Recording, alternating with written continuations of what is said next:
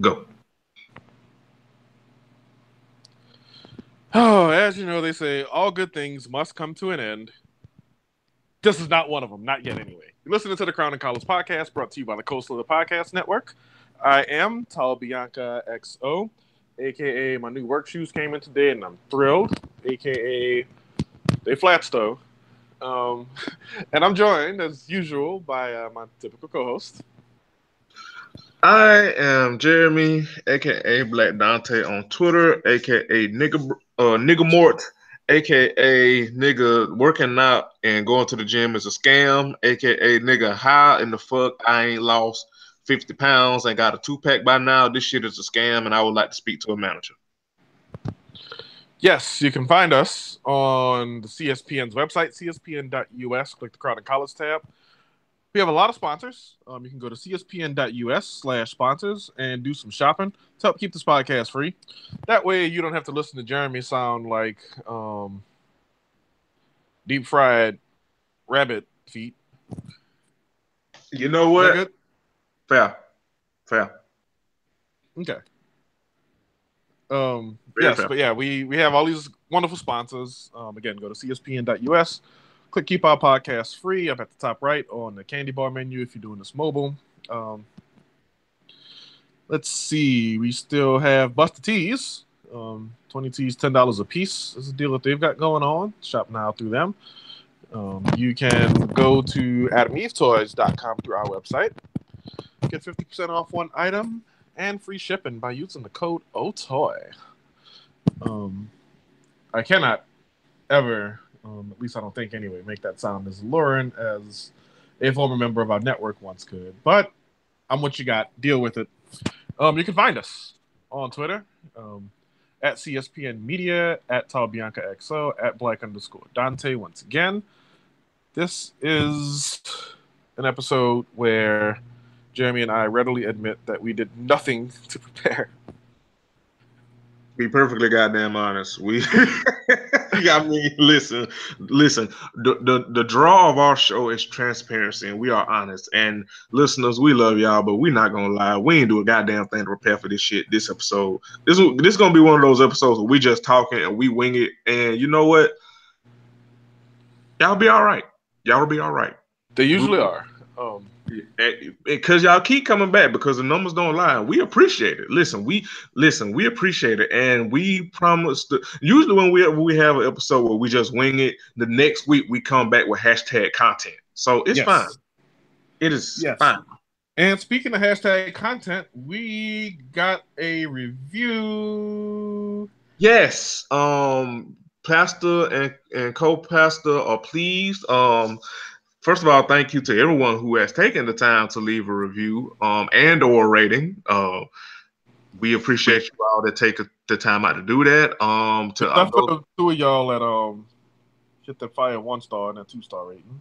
yeah, yeah, We see you too. We love you all the same. Joe mm, Anonymous ass. right. Make your haters your motivators. Good the hell, look everybody, like Curtis be saying. But anyway, thank you, everybody that plans to leave a future review. We appreciate it. Just it takes takes you no time and just fuck with your boy and fuck with your girl. You know what I mean? Like we giving y'all this hashtag content for free. Just it helps us grow. It helps help us do our thing and shit. And I got we got a new review, and it is from it is from the brand ambassador of my other show, Ratchet Ramblings. It is from Equality Mess, aka I'm gonna try to imitate Curtis, aka Ruthie, and it is 5 stars, and the review is literally named 5 stars. I love this show before, but I love it even more since the introduction of Bianca. She's added so much to the show that it really pushed y'all ahead of the rest. Aww. I'm glad this show is free, but I'd pay to hear Jeremy sound like a bowl of biscuits and sausage gravy. Keep up the great work, Ruthie. Now, first of all, thank you so much. Ruthie been one of our biggest fans for a good minute. So Uh, Right. So first of all, shout out to you, Ruth. Second of all, girl, I love you, but baby, what is you doing? Nobody should pay to listen to my country ass talk. What are you doing? What girl? What? It's fine, Ruth. We love you. It's fine, but girl, what you doing? But thank you, and like I said, you leave a review, we'll read it and give you a shout out, and we appreciate it, and shout out to everybody, being here for Bianca. That's what's up, That is super what's up. I'm not making a plea here, anything. I promise it's not that. But if you wrote a review in the past and you could find it on your heart to make the slightest edit of all edits, that would be cool too. Not saying you have to, just think it would be nice. I mean, like I said, but I'm not secretive about it. I very much transitioned on this podcast. That's okay. And if you want to update it, do so. If you don't want to update it, that's fine too. Yeah, that's all I got to say. But yes, thank you very much, Ruth, for being awesome, and for the specific shout out to me. Which again, I'm not here for those things ever, but thank you. It feels good to be heard and acknowledged in that way. So, mucho apreciado. That is correct. So about this show that's gonna be about nothing. So we don't have much, but what the fuck? First of all, let me say this. I did not catch the game one with the Celtics and the Cavs. All I know is the Cavs got their ass whooped because I saw the box score. But listen, let me tell you. And I think they playing now, and I don't think it's looking good for the Cavs even now. But I have consistently said this. I'm not saying that it is impossible for LeBron James to lose in the playoffs. What I have said was, when I see it, I believe it. Until then, I'm not betting against this man because I've seen this shit too many times, and that's my story, and I'm sticking to it. Now, with that said, again, I will admit it ain't looking good. I will admit that.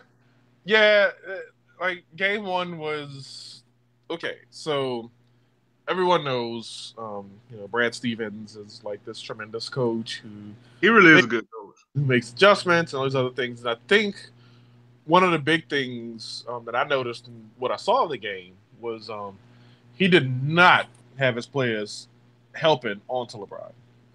I think that's bigger factors. Because I think this is one of those things where you let LeBron get his, or at least you make it hell on him trying to get his anyway, because he's always looking to make the right pass as well. And so, yes, if you just hound him and make him work for everything he's going to get as far as his points goes, but don't let the Kyle Korvers, don't let the J.R. Smiths, don't let the George Hills, don't let those guys start to feel comfortable in the game.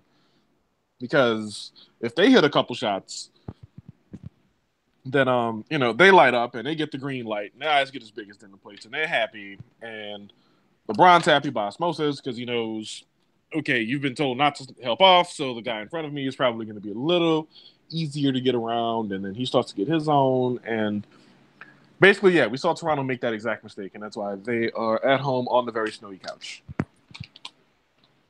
Right, like listen, and especially the way that this Cavs team is constructed. You basically can, if you listen, LeBron is gonna get his, but you shut down everybody else unless LeBron score 100, which I mean he could do. Right, but don't count the chickens. But I mean, but you make LeBron work and you shut down everybody else because LeBron is the only person on that team that can get his own shot. Yep, and everybody else has to be set up via LeBron. Who the fuck is expecting Tristan Thompson to get 20 and 10? Who the fuck? I don't think Tristan Thompson walks into the gym expecting. He might expect to get the 10. I don't think the 20 is ever on his right. And Kevin Love, pray for Kevin Love. Jesus will. So yeah, no. I mean, good luck, everybody. So yeah, again, I will acknowledge that it don't look good. But until I see it, when I see Boston Celtics against the Warriors, because I mean, let's be fucking honest, the Warriors in the finals, Woo! then I will acknowledge. Then I will say it. Yeah. But until then, I listen. It's funny. I was listening to Bomani Jones' podcast, and he was talking about like if LeBron and MJ would play a game of 21 1-on-1, and Bomani said Michael Jordan might not win, but he wasn't gonna lose. Right. And that's how I feel until I see LeBron go home in these playoffs. I'm not saying he gonna win, but he ain't gonna lose until I see it. Then when I see it, I'll be like, okay, y'all was right. But until then, this I'm gonna believe. Listen, hashtag believe in the lie. Hashtag believe in the lie. Speaking of believing in the lie. Speaking of lies, yeah. How about that lie that Steph Curry could be held to 18 points in a game that the Warriors went ahead and won by double digits anyway? Yo, did you see? I don't know if you saw it, but if you haven't, I'll send it to you. It is a guy that clip of James Harden and Chris Paul arguing in the huddle, and somebody did a voiceover of it. That shit had me screaming when I tell you. If you haven't seen it, Bianca, I'll send it to you after we finish recording. But my God, I think I got it in my bookmarks. But Jesus, Barkevius Christ, that shit was funny. First of all, I know people want Golden State to not win because niggas is tired of Golden State winning. And I get it. But at the same time, I don't want the Rockets to prosper. And this is going to be petty. And I acknowledge it. And I don't give a fuck. I don't want anything good to happen to James Harden. I don't want anything good to happen to his teammate, Eric Gordon. Who's the big piece of chicken in the Chris Paul trade and proceeded to play basketball like he didn't give a fuck for 5 years. So I'm totally fine with them going to the finals and getting boat race. I'm also totally fine with them losing right now. Like, either outcome would make me thrilled. Either way, you thrive off negativity. And, like, I'm not the person, like, you know, Chris Paul obviously played on my favorite team, and then, like, the situation just devolved into what it became. So I understand why he wanted out. And I know he's really hard to root for, but yet I did. Except for when he came to play, you know, my favorite team. But, yeah, no. Don't want his success to, like, be anchored to Eric Gordon's. Like, trade him to the Nets and let him be irrelevant for the rest of his career. And then, yeah, go off, sis. Do what you want. But First of all, it's fuck just Lemonhead. There we go. Hilarious. It's just some niggas that you just can't root for whatever reason. You just can't root for them. And James Harden for me and Eric Gordon for you is one of those is two of those niggas. It's just like you no matter what it is. Oh, don't get me wrong. I hate watching James Harden play basketball. Like, his game is so ugly. He plays basketball like the point of the game is to get fouled. Like, yes, he plays the game like. If there's one, listen, because I know everybody, like all NBA players, like complain or whatever. But if it's one motherfucker you could really drag for complaining and flopping and all that in the third, it's James Harden. Yeah, that's like, there was one account that kept doing this thing where it was like a player playing defense on him, and James Harden's got this like look of agony on his face. And then like it was zooming on his face and just like how agonized he looked. And then like how bare the contact was. And I wish I had favored it like 50 of those because that shit had me dying laughing. But it's accurate. Like, he just, everything about his game is ugly. You know what? James Harden games remind me of like that. James Harden game is that old dude that came down to play ball with the young folks and then would like try to tell them how to play while he's playing. But then as soon as they get in a little bit of contact with them, he'll call a foul. That's James Harden. Pretty much. He the nigga that think he know all the rules in basketball and can tell you what is or isn't a foul, but then be breaking all the rules at the same damn time. That's James Harden game. You can't root for no nigga like that. A nigga like that will a nigga like that will like steal your Gatorade when you ain't looking, doing a break or whatever, then help you look for it. That's the type of nigga James Harden is. And you can't root for a nigga like that. Sorry, it is impossible. First of all, shit. Wait, breaking news. And also fuck them niggas. But breaking news, the Suns just won the first overall pick for the first time in their franchise history. I don't know what the fuck they're gonna do with it because they have like 5 small forwards and 5 centers on their team and like nothing else. Right. Do they even have a point guard? Next question. So they won the lottery. The Kings are second. The Hawks, your Hawks, are third. And this is apparently a pretty decent draft to be at the top of. It's kind of top heavy, which isn't always pleasant, but right. Yeah. So let's see. So the Hawks 3, Grizzlies 4. Mavericks 5. Not surprising. They still on the Mike Conley's contract, ain't they? Grizzlies, yeah. Good luck, everybody. But I mean, they fired Fizdale. They fired the homie Fizdale, cuz. He's gonna be coaching the Knicks now, I believe. And yeah, that's all she wrote on that team. But no, the Magic are 6, which seems like at once way too low and then also way too high because I feel like they've been in the lottery for like 14 years in a row. Right. Even though it's not true. The Bulls are 7. The Cavaliers via the Nets have the 8th pick. Okay. How the hell you have LeBron James on your team and you got the 8th pick in the draft? What the fuck? What the fuck were the Nets thinking? Moving on. Knicks 9, 76ers via Lakers 10, Hornets 11, Clippers 12 and 13. They got 12 from the Pistons in the Blake Griffin trade, and 14 is to the Nuggets, aka the team that I in a past life once campaigned to play for, and they didn't sign me, bitches. Anyway, enough of the sports, unless you got some more you wanted to talk about in the world of Le Sport. No, I guess that's all for Shotty Hoops and sports and all those good things. There's a quick rant I want to get off really quickly, and then we can move into like whatever actual topic. We're gonna stick in the realm of sporty sports.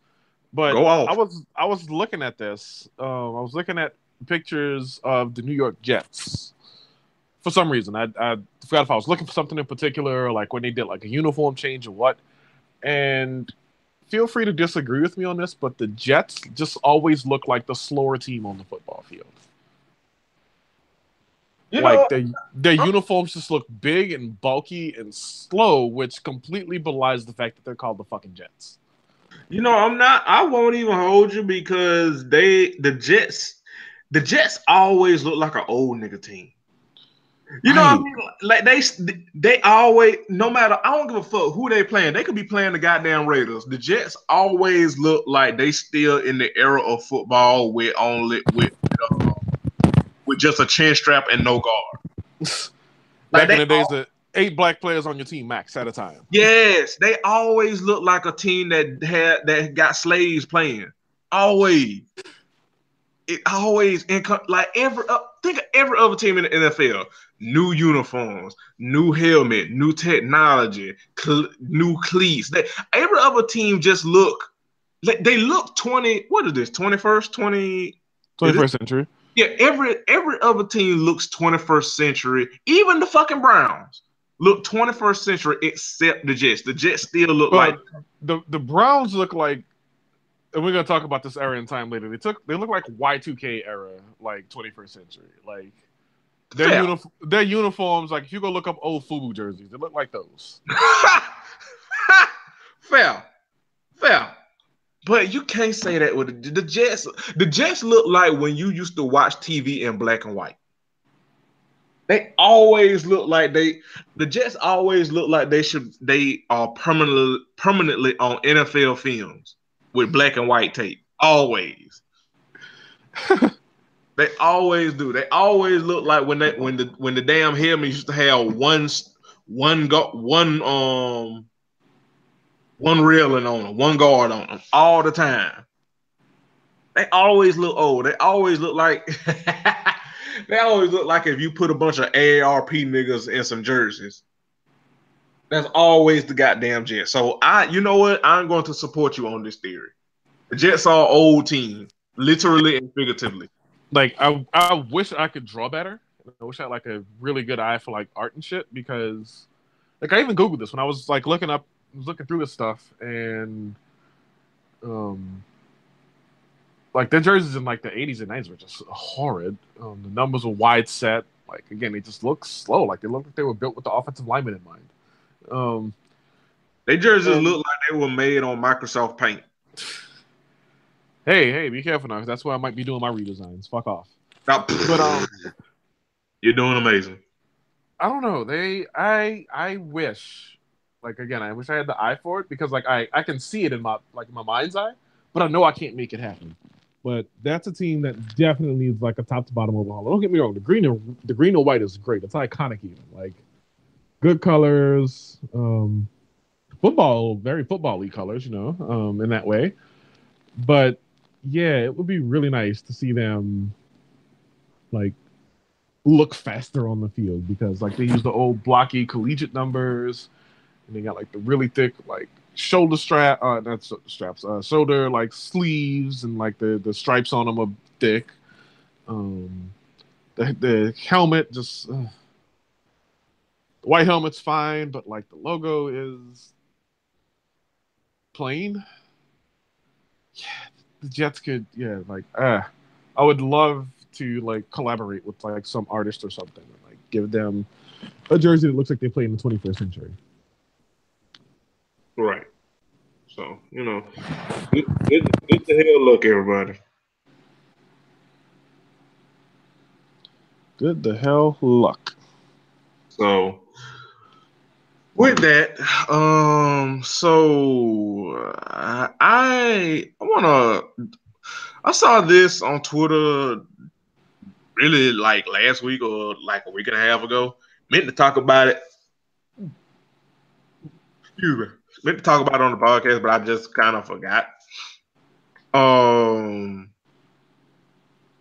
This is a story of I don't know if you. Well, I know you. When we talked about the pregame, you said you had knew about it, Bianca. But I didn't know what the fuck this was until I saw it. Apparently, there's a thing there or movement called incel. And this is an article that I saw, and I got to pull it up from the New York Times, and this happened April 24th. So yeah, like I say, it's kind of old. But like I said, I meant to talk about it or bring it up on the podcast, but we had other shit to talk about. But so the article is on what is an incel, a term used by the Toronto van attack suspect explained. And again, this was on April 24th. Minutes before turning his van onto a Toronto sidewalk on Monday, killing 10 people and injuring a dozen others, Alik Minassian. I hope I'm pronouncing that right. That nigga name sound like a off-brand car that didn't make it to the lot. Wrote a post on Facebook according to Canadian authorities. In it, he praised Elliot Rodger, who in 2014 shot and killed 6 people in Isla Vista Cliff, California. Mr. Minassian, 25, also wrote of an incel rebellion, referring to a term shorthand for involuntary celibates used online by a community of misogynists to describe themselves. The incel rebellion has already begun, the post read. We will overthrow all the Chads and Stacies. All hail Supreme Gentleman Elliot Rodger. First of all, before I even go on, that shit in itself is scary. First of all. Right? That sounds like some Nazi shit, to be perfectly goddamn honest. This is in Toronto, but if he was in the United States, you know who the fuck he would vote for. Yep. So As I continue, it says, here's a brief guide to the incel community, including some of the coded language as Chads and Stacy's used by its members. Also, this also kind of directly correlates with the topic that we had last week, when we kind of talked about Donald Glover a little bit and niggas, race friendly. Well, no, it was mostly niggas, complaining that women didn't want them because they were quote unquote nerdy. This pretty much goes hand in hand with that shit, to be perfectly goddamn honest. Who are incels? Incels are misogynists who are deeply suspicious and disparaging of women who they blame for denying them the right to sexual intercourse. Theirs is a relatively new take on a male supremacist worldview, according to the Southern Poverty Law Center. The center, which closely tracks hate speech, reports that the incel grew out of the pickup artist movement, which takes a manipulative approach to seduction, but is rejected by incels who find it too humanizing of women. At their most extreme, incels have advocated rape and other forms of violence against women. I have thoughts, but Bianca, if you want to tag in here before I get my thoughts across. I mean, these niggas are full of it. I'm not really sure what to say here. That's kind of the long and short of it. So here's the thing. We are still in this like, I don't know whether to call it a fight or what, but like men are feeling super entitled to like a woman's time, attention, company, everything, just for the notion of being nice. And it's like, guys, that's not enough. Like, I've said this on the show before. That can't be the only way that people describe you. That can't be the only kind thing people say about you. And these guys don't get it, like on a pathological level, like, because it's insidious. It gets into everything that they think about everything that they do, and it leaves women unsafe. And I think that should be the grand takeaway here: is that women feel unsafe, knowing that these people out here running around like having whatever free reign that they wish or want to have. And yeah, it's tough. It's frustrating, and these folks are basically impervious to being told anything at this point, because they believe what they want to believe. Actual facts be damned.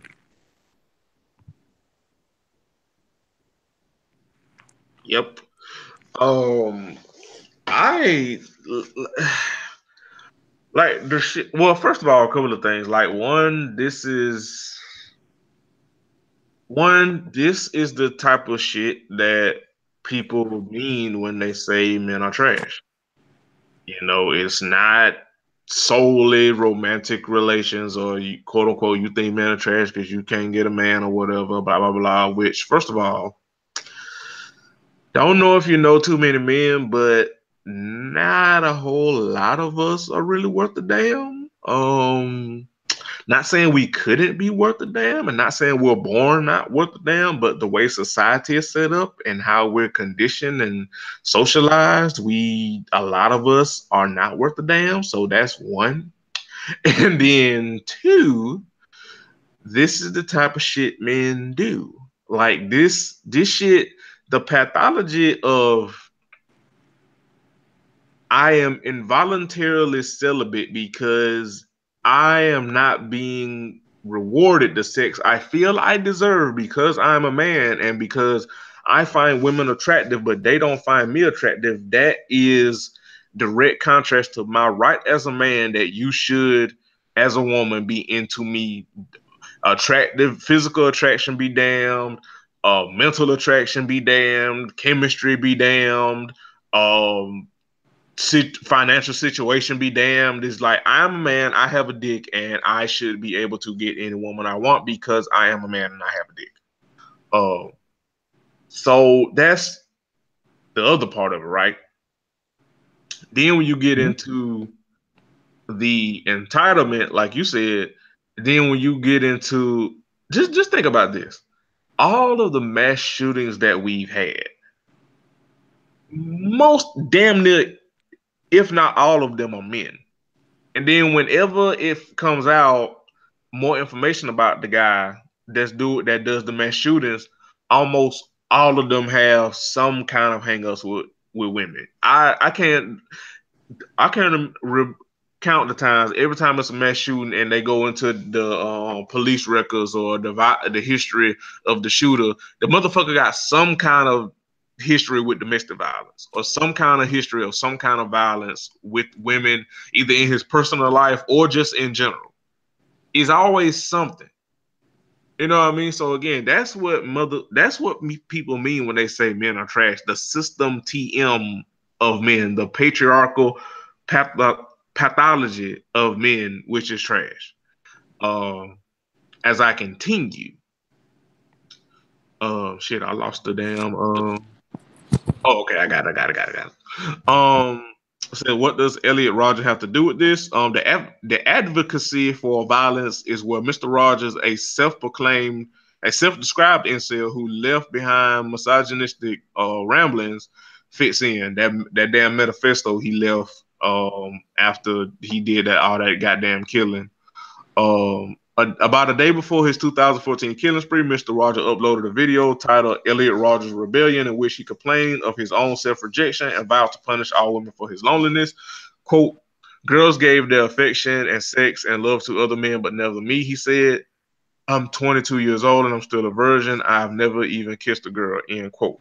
And again, we know how unfortunately that ended. Yeah, that's literally a direct pathology. Like that is literally what this incel shit and just entitled ass men. That's the path. Like, one, I am a man. I have an ego. Women should be into me. Oh, they're not into me. Well, fuck you, women. And it's not me. It's everything but me. It's you, because how dare you not be into me? And then once you factor ego in there, men's ego, which is fragile as fuck, you factor in anger, you factor in resentment, bitterness, and then you factor in how ridiculously easy it is for a motherfucker to get a gun in this country. Yeah, that's a direct pathology to violence, and specifically violence against women. Like the road to bullshit is not that complicated. Let's see. All right, where do incels congregate? Incels have and still do post on Reddit through the site, one of the world's most popular online gathering sites. Barred its incel community in November, citing a policy against hateful and violent speech. That community, a subreddit, which has about 40,000 members, though it isn't clear how many of those members subscribe to the philosophy and how many are merely tracked it out of curiosity. Incels have nonetheless found and returned to online gatherings at places including 4chan, an anonymous message board that has for years become a home to dark and sometimes disturbing corners of the web, often characterized by misogyny. Yeah. So, it's just men are trash, and this is just another example of it. And this isn't even we're not even talking about this to specifically be like, see, this is why men are trash, but it is an example of why men are trash, because only men think of some shit like this. And shit like this which is why that damn conversation about Donald Glover was so, the sub conversation that led from that Donald Glover conversation about, oh, y'all just don't like nerdy men, quote unquote. It's like, no, people don't like men that are corny because y'all motherfuckers lead to shit like this. That's why. Exactly. That's why. Like this is why this is why people don't like you. It ain't got shit to do with you being a nerd. It's shit like this. And like, just think about that shit. And I know they say they don't know how many people were in there just to track the shit, but just think of the fact that 40,000 people are in that shit. And probably most of them, like I said, some people may be tracking, so I'll shave it off a little bit, but a good number of people in those damn threads and subreddits and 4chan and on all that shit. 4,000 people, dog. 4,000 people. 40,000. My bad. 40,000. 40,000. Yep. Just think about that.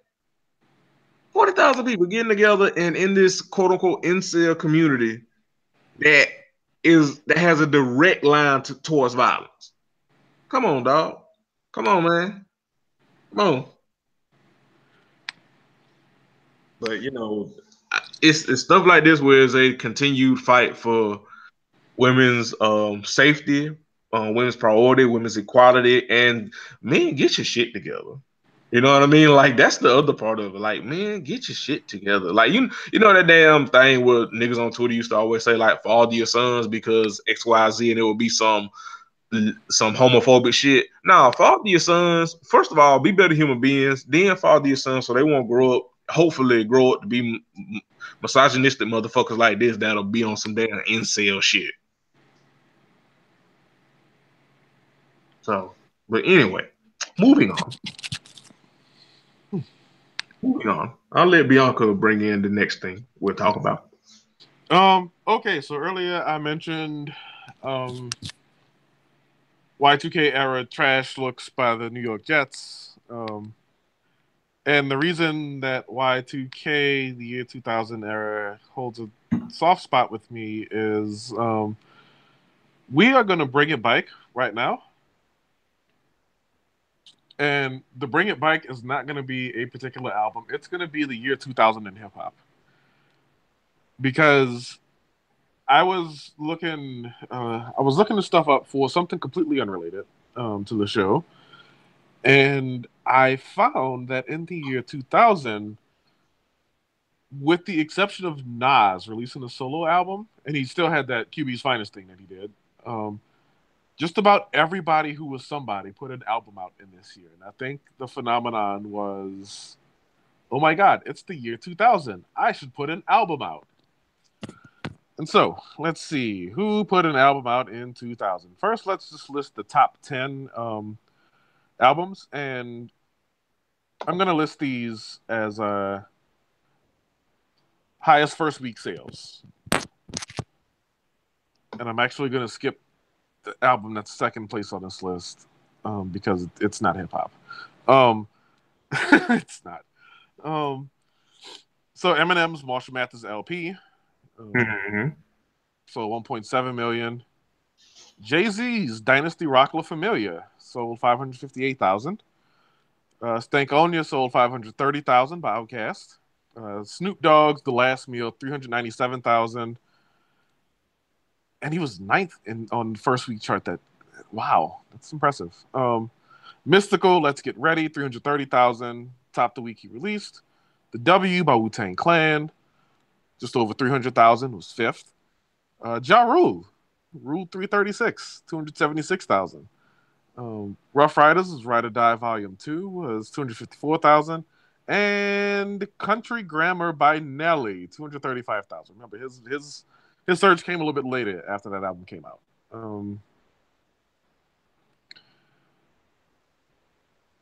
That's quite the who's who of artists in hip-hop in that era. I'll just go ahead and list the artists again. Eminem, Jay-Z, Outkast, Snoop Dogg, Mystical, Wu-Tang, Ja Rule, Rough Riders, and Nelly. So you're asking yourself, Bianca, who else put out an album in the year 2000? I'll tell you that short answer is everybody. From the top. January is always a weak time to put albums out, but we still got The Lox with We Are the Streets. I think that was their first album. The second. And then Hypnotized Camp Posse came with that album, which we all know, 3 6 Mafia sort of spin-off crew. February saw us get a Ghostface Killer album, a Trick Daddy album, a Beanie Siegel album, a Bone Thugs and Harmony album, a Black Alicious album, MC Breed, Dead Prez, and the Eastsiders all released albums in February 2000. March saw Black Rob, and we all sang Whoa. Every last one of you rapped the words to Whoa. Probably still could do it just like on Ask. Murder Inc. had that not trilogy, had that Crew Cut album. Irv Gotti Presents the Murderers. Ice Cube put out War and Peace Volume 2, the Peace Disc. Drag On, opposite of H2O, and Trina, the baddest bitch, 3 Times Crazy Dual Committee, and Common, Like Water for Chocolate. April gave us Big Puns, Yeah Baby. Also the Bratz Unrestricted. Also gave us a Cypress Hill album and a Yin Yang Twins album. Yeah. Are the Yin Yang Twins still with us? No.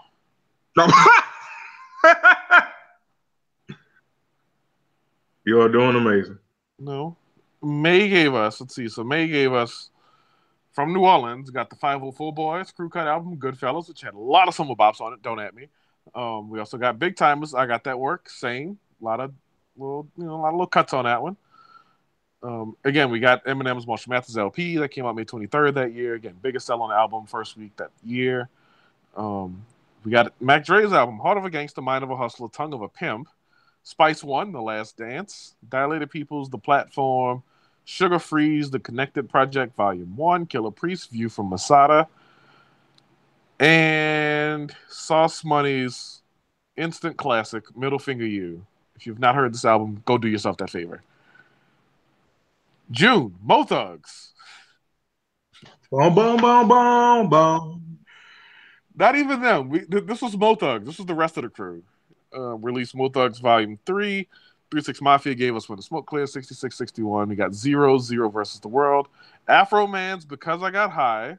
Busta Rhymes Anarchy. MC8 in My Neighborhood. That was a time, wasn't it? Because I got high. That was a time.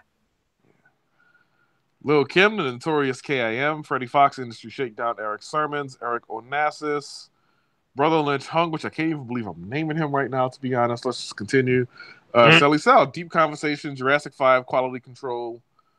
Who else is June? Quasimodo, The Unseen, came out June 13th, right before my birthday.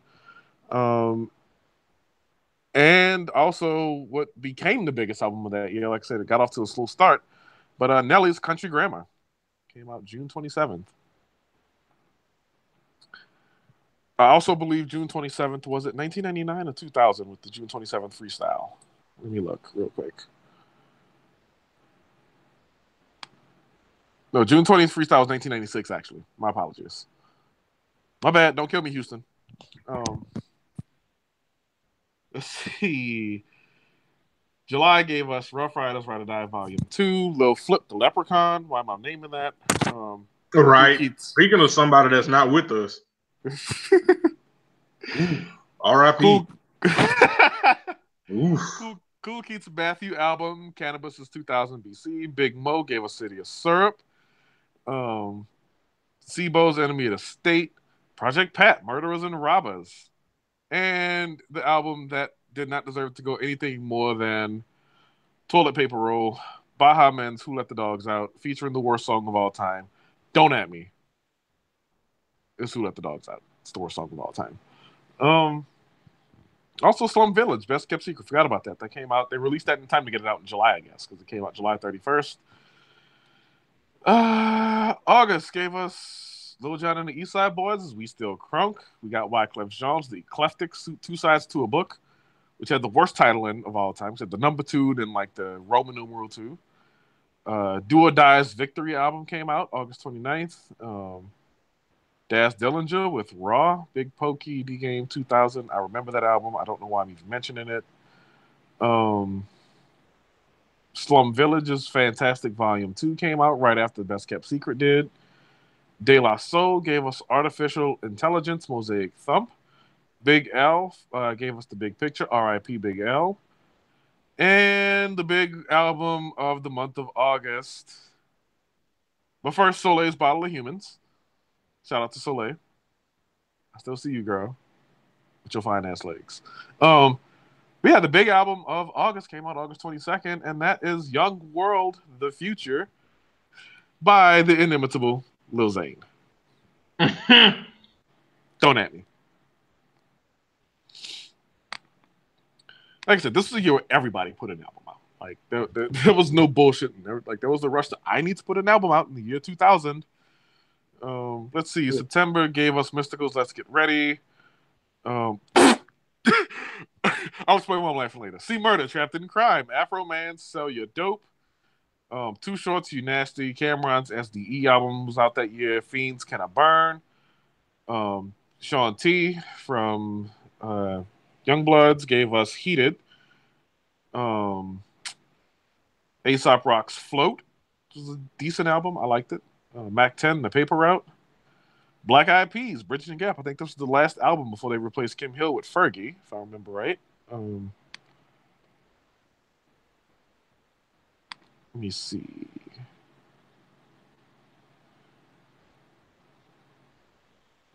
Yes, so she left Black Eyed Peas during the year of this album, but she was on a couple of songs on that album.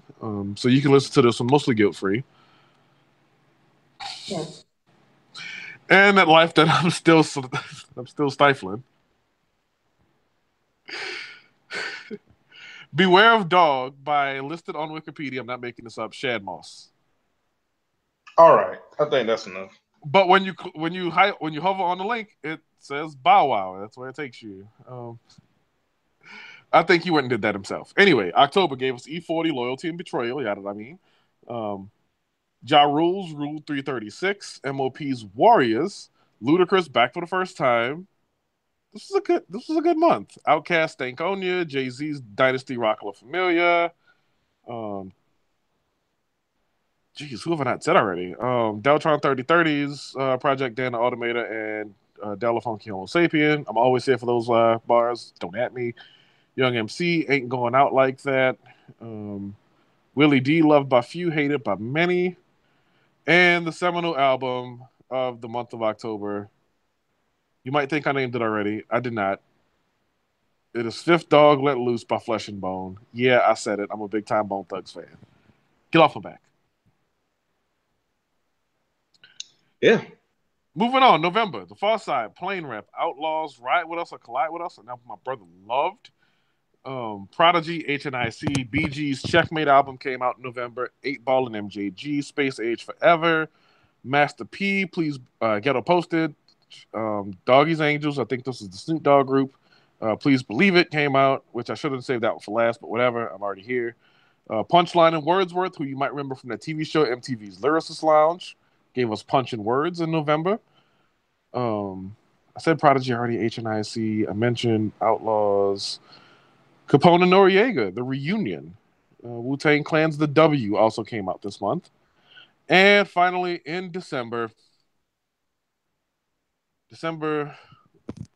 only had 3 weeks of albums out. So we had a Funkmaster Flex album come out that year. We had Exhibit's Restless. We had, again, aforementioned QB's Finest album, Nas and Ill Will Records. We got Lil Wayne, Lights Out. We got Snoop Dogg, The Last Meal. We got AMG's Bitch Better Have My Money 2001. There was a South Park Mexican album that came out. I'm not bothering to name it. And last but certainly not least, the album we should all go back and listen to together as a family. I'm so glad it was released in December because this gentleman is one who almost made it. This album went gold.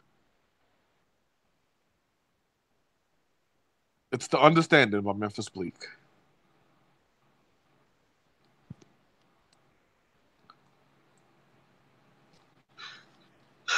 R.I.P. Mem. R.I.P.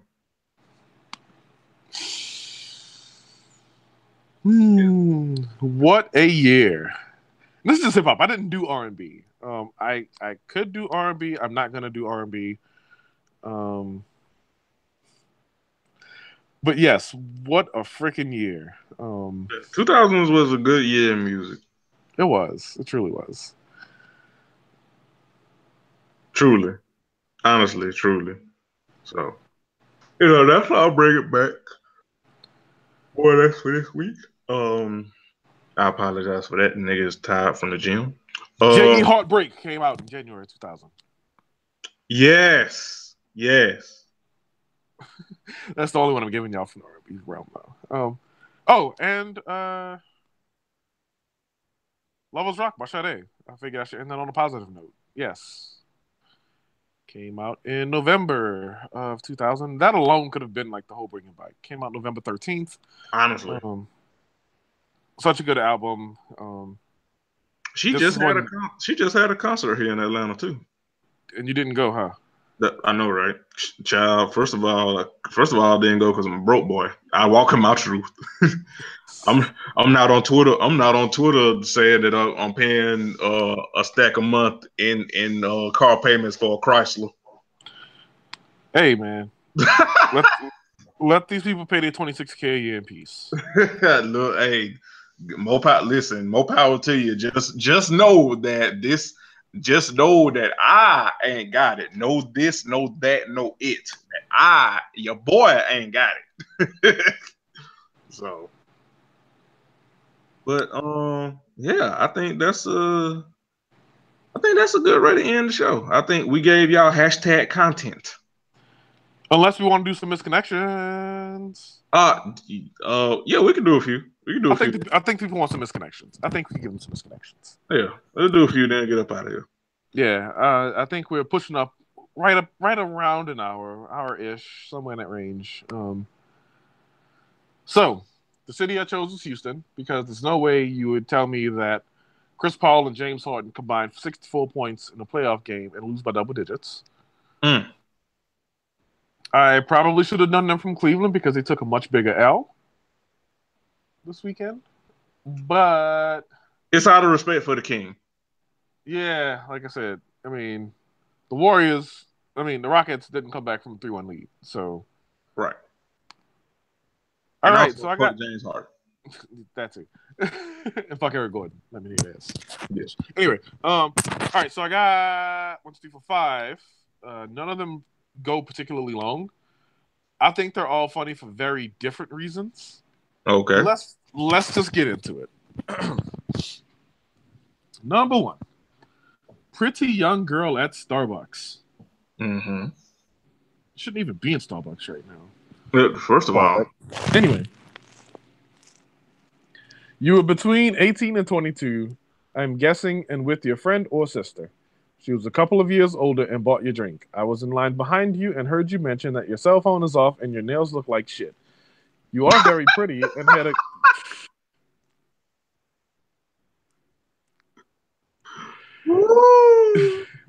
You are very pretty and had a good attitude about things. I would have talked to you, but your friend would have made the moment awkward. I would like to help you if for some reason you see this. The end. Oh, okay. All right. So when I read this, my first thought was this nigga at least 50. At least. Nigga at least 50. He is definitely the lead singer in a 1950s country song. This nigga singing. This nigga definitely singing average white band. He definitely like commonly refers to clearly young adult women as little girls still. Right. Clearly.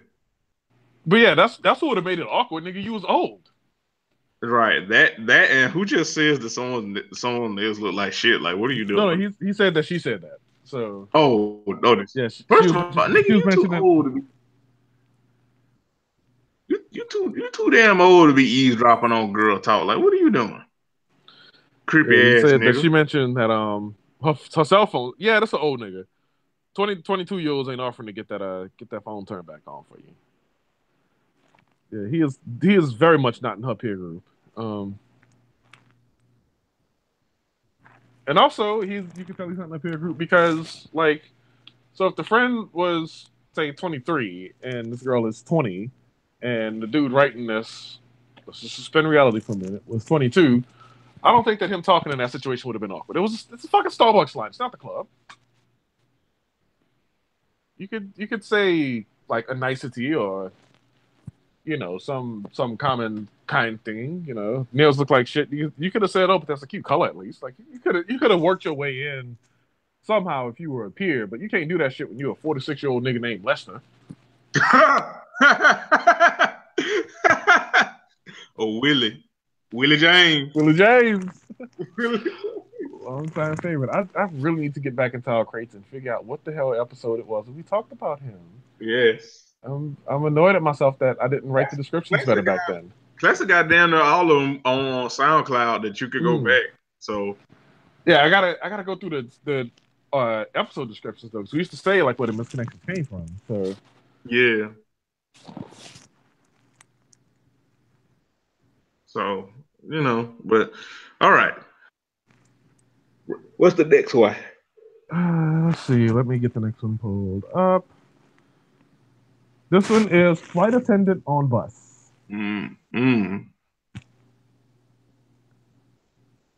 All right. Hi. You were riding my bus a few minutes ago. You are a flight attendant just here for today and staying at a hotel downtown. I just realized that you were interested. Please reply if you read this. First of all, how do you know that they were interested? This person's a flight attendant. They're next to everybody. Right. Like that's literally their job. Literally in their job description to be nice to everybody. Like, you are not special. She was probably practicing for work. I mean, you could tell us this is a nigga named Alvin who can't read social cues and shit. Nigga named a fucking nigga name. God damn it, Bianca. Nigga name. You can tell, like, again, he thought that she was interested, and he noticed, like, after the fact. Like, right. Here you are on the bus, and you wrote this misconnection from the bus, like, sitting down on your seat, like, damn. This a nigga named Theon. This a nigga named Theon who would be into some incel shit, but he wouldn't call it an incel. He would call it something else. He'd be like, incel, that's some white folk shit. Let's spruce this shit up. I'm gonna come up with something different, something fly.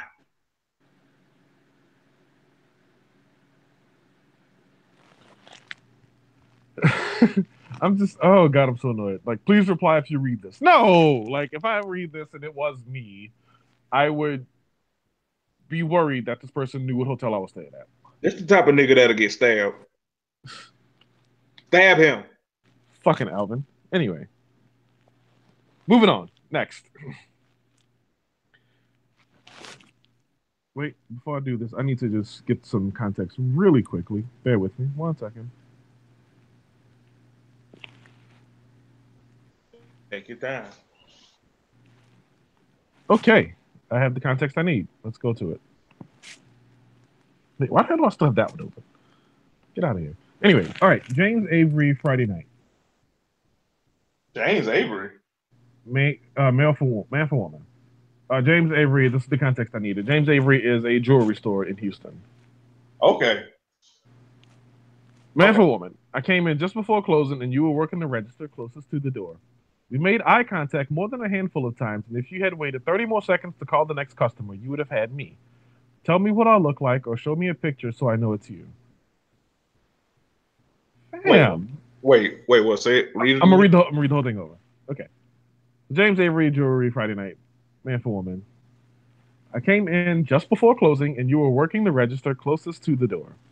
We made eye contact more than a handful of times, and if you had waited 30 more seconds to call the next customer, you would have had me. Tell me what I look like or show me a picture so I know it's you. You ugly at the end. You asking a stranger to send a picture of themselves. First of all, you telling a stranger that they know that they wanted you. Like, what? Right. Like, we made eye contact more than a handful of times. Like, that doesn't mean anything. This is a person working a sales job. Like, why are you overreading this? And third of all, if you so pressed, go back. Right. It's a jewelry store. It's not Disney World, fam. You don't gotta pay to go. Like, just go back. Jewelry store can't be so busy, can it? Like, and you were buying jewelry. I'm assuming for somebody. Yeah, that's a lot wrong with this shit. Like, asking to have a picture sent. Like, show me a picture. Yeah, this nigga old. Like, he wants a picture to download. Right.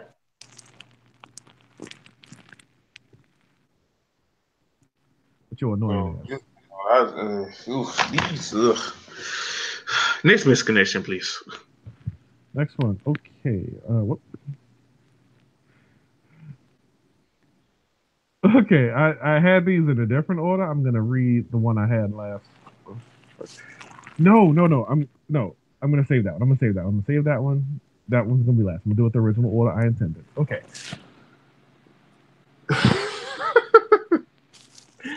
Next misconnection. Clean your carpet.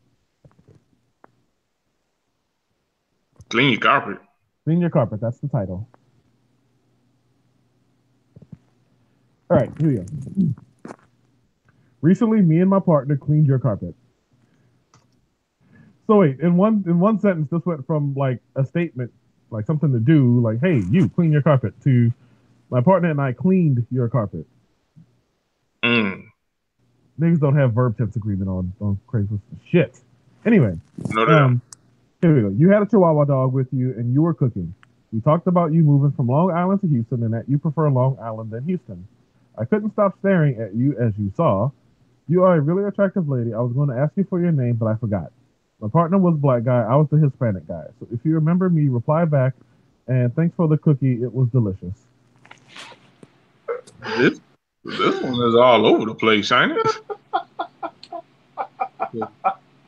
This is a lot. This is hashtag a lot to unpack here. Like this is all over the place. I think I would have opened this misconnection with "Thank you for the cookie." Like that would have been my subject. Yeah.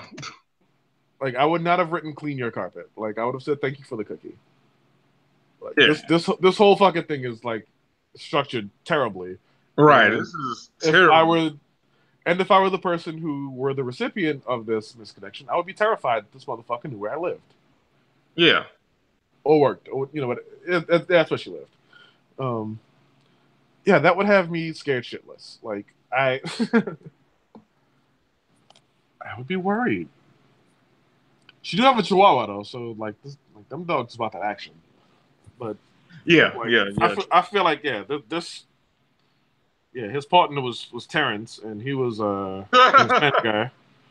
So, Lord. And you're talking to somebody who moved from Long Island to Houston and talks about Long Island all the time. You don't want those problems in your life. Right. That's a recipe for disaster. Ain't nothing good gonna come for that shit.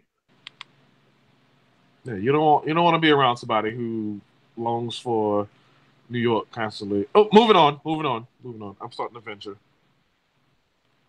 Do not want to piss off my New York listeners. Hey, booze. Sorry, I love you. POP, hold it down.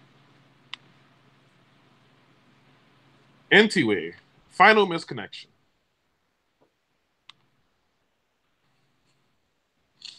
Elizabeth from Bay Oaks Kids Clubs.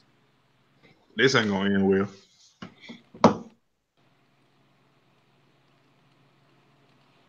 Bay Oaks Kids Clubs is actually so Bay Oaks is a country club in Houston, and the Kids Club is where the members get to drop their kids off. Just so you have the appropriate context for this. Okay. Wow, what a body you have. I was in there with my kids last night and couldn't take my eyes off how good that ass looked. Would love to talk to you more. Hope to hear from you. The end. Run that back. Yes. Elizabeth from Bay Oaks Kids Clubs. Wow, what a body you have. I was in there with my kids last night and couldn't take my eyes off how good that ass looked. Would love to talk to you more. Hope to hear from you.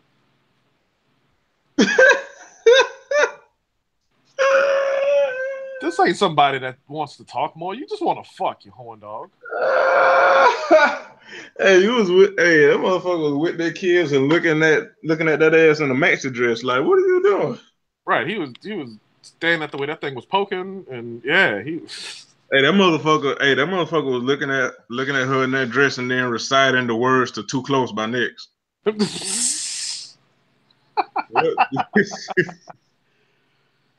What the fuck? As much as we hate that song in unison, like you had to Yes, go there, didn't you? yes. This is It why. would tell me to lie. This is why you are a terrible but also wonderful person. Thank you, thank you. But first of all, I don't get. I'm not. I don't know. Maybe it's just me, and maybe I might be reading too into it. But for me, I always think it's creepy when motherfuckers do or have that kind of shit while they with their kids. Like I don't know. It just and like I said, maybe I'm overthinking it, or maybe it's I don't have kids or whatever. But I always just think it's creepy to try to hit on somebody when you got your kids with them, or they have their kids with them. That shit just never seemed right with me. Yeah, no, that's tough. Um, and yeah, the misconnection, I guess, is a sterile way to at least say, "Hey, I was interested," but I'm like being respectful of the fact that like you had a child around, so I'm trying to keep this on link, but then also kind of trying not to because I would like to get to know you outside of having your kid around. This dude don't want to get to know. Like the whole thing was about like what a nice body you have. I couldn't take my eyes off that ass. Let's talk sometime. No, that's not how you lead with that. That ass though. That ass though. I know my kids right here, but that ass though. Well, your kid's right there too, but that ass though. All right, we in a place for kids, but that ass though.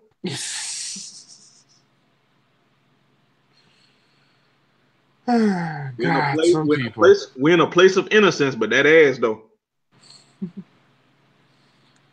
Oh, some people. And I just looked at my local misconnections because I always check these to make sure that nobody's saying anything about me. And if I feel uncomfortable not seeing anything about me in the headlines, I just get up out of here. And I am realizing that somebody wrote a misconnection about someone I gave a ride to. Mm. Yeah. Hashtag content. I'm not reading the misconnection, but wow, that's trippy. You're right. Like based on like the description, yeah, like this is definitely a person I gave a ride to. They even mentioned in the misconnection, you guys are called a ride and left before I could come over and say hi. Like wow, that was me saving them from you dirtbag. Right.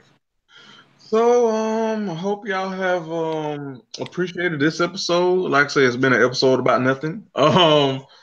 We will be back next week to give y'all a more fleshed out, well-rounded hashtag content episode. Thank you so much for listening. Thank you so much for going back and listening to old shows. Thank you to everybody that's given us a review or a rating, and we can hope that new listeners and old listeners who haven't left a review will do so. And that helps us grow. It makes us feel good, and we keep giving y'all, this podcasting goodness for the excellent cost of $3.99. So, Bianca, you got anything to add before we go out of here? Nope. Thank y'all for listening as always. It's been a joy having y'all around, whether it's been for 166 episodes, one episode, or whatever number in between. You're listening, you're still listening, and I can't say enough how much I appreciate that. So thank you. Yeah. And with that, we are out of here. And as always, be a greater hoe and not a hater hoe. And peace. Bye. Carter Collins episode.